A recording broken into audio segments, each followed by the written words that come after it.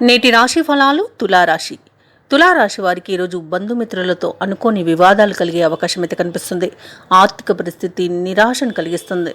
దూర ప్రయాణాలు ఎవరైతే చేస్తున్నారో వారికి ఆ ప్రయాణాలు అనేవి అంతగా కలిసి రాకపోవచ్చు. అలాగే ఈరోజు తులారాశి వారికి స్త్రీ మూలక ధనప్రాప్తి అయితే కలుగుతుంది. ఇక ఆకస్మిక ధన నష్టం కలుగుతుంది. అనవసరమైన వ్యక్తులను అస్సలు నమ్మకండి ఈరోజు, ఎందుకంటే మోసపోయే అవకాశం అధికంగా కనిపిస్తుంది.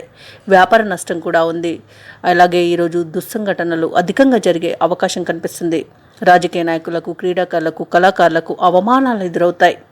ఇక ఉద్యోగస్తులు తమ ఉద్యోగం చేసే చోట సహోద్యోగులతో, ఉన్నతాధికారులతో జాగ్రత్త వహించండి. ఇక ఈరోజు ఆధ్యాత్మిక చింతన పెరుగుతుంది. దేవాలయాలను సందర్శిస్తారు. దేవాలయాలను సందర్శించినప్పుడు ముఖ్యంగా గుర్తుంచుకోవాల్సింది, మీ ఇష్టదైవం యొక్క ఆరాధన అనేది మీకు మంచి చేస్తుంది. కాబట్టి తప్పకుండా దిశగా ప్రయత్నించండి. ఇక వ్యాపారస్తులు భాగస్వామ్య వ్యాపారాలు చేస్తున్నట్లయితే వారికి భాగస్తులతో సమస్యలు ఎదురవుతాయి. వృత్తి ఉద్యోగాలలో ఎవరైతే ఉన్నారో వారు అధికారుల నుండి ఒత్తిడిని ఎదుర్కొంటారు. తులారాశి వారికి ఈరోజు కుటుంబ సమస్యలు వేధిస్తాయి. ఆలోచనలు స్థిరంగా ఉండవు. పనుల్లో ఆటంకాలను ఎదుర్కొంటారు. ఇక ఈరోజు భూ వివాదాల్లో చిక్కుకునే అవకాశం అయితే కనిపిస్తుంది. కాబట్టి జాగ్రత్త వహించండి.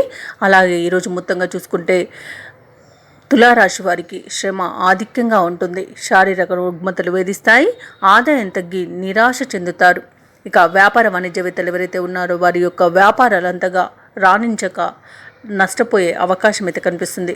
ప్రభుత్వ ఉద్యోగస్తులు ఎవరైతే ఉన్నారో ఉద్యోగాలలో నిదానంగా వ్యవహరించడం అనేది చెప్పుకోదగ్గ సూచన.